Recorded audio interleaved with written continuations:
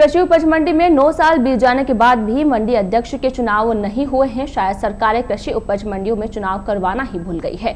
प्रदेश भर में कृषि मंडी समिति बोर्ड के चुनाव का मामला 2.5 साल से लंबित चल रहा है। मालूम हो कि भाजपा की पूर्ववर्ती सरकार ने चुनाव प्रक्रिया की शुरुआत तो की, लेकिन प्रयासों के अभाव में चुनाव प्रक्रिया आगे नहीं बढ़ पाई।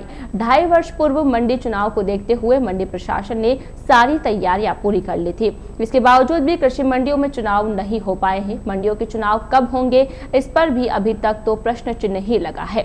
मंडी समितियों का कार्यकाल 11 सितंबर 2016 को पूरा हो गया था।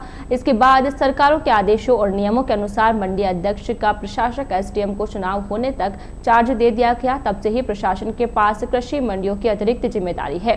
चुनाव के लिए न्यूनतम 45 दिन का समय होना जरूरी है, इसलिए अब तो 2021 में ही चुनाव होने के आसार है। राजस्थान कृषि उपज विपणन अधिनियम 1961 एवं नियम 1963 के तहत चुनाव कराने का निर्णय राज्य कृषि विपणन बोर्ड द्वारा सितंबर 2016 में ही ले लिया गया था। मंडी समिति के चुनाव के लिए कलेक्टर के स्तर पर चुनाव कराने के क्रम में मंडी प्रशासन और निर्वाचन अधिकारी के माध्यम से सभी तैयारियां भी कर ली गई थी। बावजूद चुनाव का कार्यक्रम अभी तक बस्तों में कैद है। मालूम हो कि प्रदेश में सरपंच, पंचायत समिति सदस्य, जिला परिषद सदस्य, नगर परिषद के चुनाव भी संपन्न हो चुके हैं, मगर अभी तक कृषि उपज मंडियों में चुनाव की सुगबुगाहट भी नहीं हो रही है।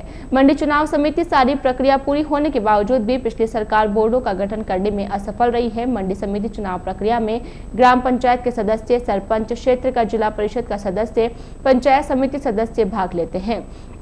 इन सभी के मतों के आधार पर ही मंडी अध्यक्ष का निर्वाचन होता है। उधर सहकारी समितियों, जल संसाधन उपभोक्ता संगम व क्रय विक्रय समितियों के भी चुनाव नहीं हुए हैं।